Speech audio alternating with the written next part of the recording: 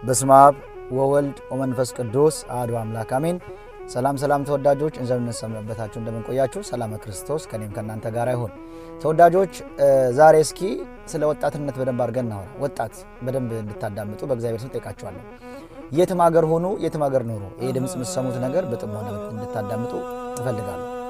እዚህ የማቴዎስ ወንጌል ምዕራፍ 24 ቁጥር 15 ላይ እንግዲህ በነብዩ ዳንኤል የተጠቀሰው ወይ ደግሞ የተነገረው እንግዲህ አስተውሉ አንባቢም ያስተውላል ጌታ። የማቴዎስ ወንጌል ምዕራፍ 24 ከቁጥር 15 ላይ አንባቢ ያስተውላል ጌታ። ዳንኤል 12 ላይ ገብታችሁ ትንቢተ ዳንኤል ምዕራፍ 12 ጀምራችሁ ከቁጥር 1 እስከ 12 ታነቡ ይገባችኋል። ተወዳጆች ያለንበት ጊዜ የዓለም መጨረሻ ላይ ደርሰናል። የዓለም መጨረሻ ላይ የደረስነው እንግዲህ ሁላችሁም እንደምታውቁት ያለንበት ጊዜ ማወቅ አስፈላጊ ነው። ትንቢተ ሆሴዕ ምዕራፍ 4 ቁጥር 6 ላይ እንቃል አለ። ሆሴዕ 4:6 ላይ ሕዝቤ ዕውቀቱ ከማጣት የተነሳ ጠፍቷል አለ።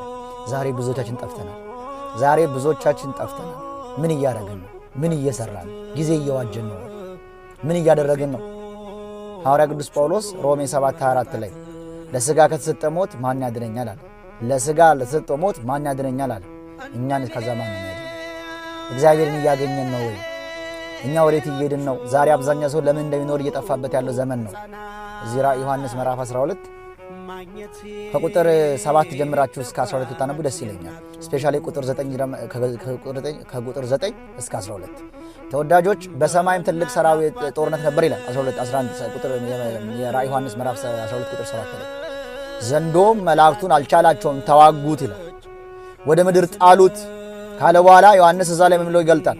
በሰማይ ይላል እንግዲህ ሲነገር በሰማይ ትልቅ ጦርነት እንደነበረና ዘንዶ እንደወደቀ ወደ ምድር ላይ በሰማይ ያላችሁ ደስ ይበላችሁ አላቸው።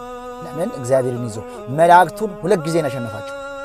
ዘንዶ ወይ ደግሞ ሳጥናኤል መላእክቱን ሁለት ጊዜ ያሸነፈው፣ ሶስተኛ ላይ እግዚአብሔርን ለምኖ ጸሎት አድርጎ ነው ያሸነፉት። ሊቋቋሙት አልቻሉም። ነገር ግን እግዚአብሔርን ይዞ አሸነፉት። ሚካኤል እነ ገብርኤል ሲዋጉት ማለት ነው። ሚካኤል ማለት ማን? እንደ እግዚአብሔር ማለት ነው። ሚካኤል ተዋጋው። መላእክቱ ከፊቱ እየመራ ሚካኤል ተዋጋቸው። ተወዳጆች ዘንዶ መላእክትን የጣላቸው እግዚአብሔር ላይ ያሸነፉት ወደ ምድር ወረደ ይላል። በቁጣ ጥቂት ጊዜ እንደቀረ አይቶ ወደ ምድር በቁጣ መጣ። በሰማይ ያላችሁ ደስ ይበላችሁ አለ ራዕየ ዮሐንስ ምዕራፍ 12 ከቁጥር 9 እስከ 12 በሰማይ ያላችሁ ደስ ይበላችሁ፣ በምድርና በውስጥ ያላችሁ ግን ወዮላችሁ ይላል። ይህንን ዘንዶ መላእክት ካልቻሉት፣ እነ ገብርኤልና ሚካኤል ካልቻሉት፣ እነ ሱራፌል ካልቻሉት እኛ እንዴት አድርገን ነው የምንችለው? ወገኖቼ ዛሬ ብዙዎቻችን ኃጢአት ተሸክመን ነፍሳችን መከራ እያበላት ነው። ነፍስ መከራ እየበላች ነው። ዛሬ ምንዛሬ እንደሚመነዘር የውጭ ምንዛሬ እንደሚመነዘር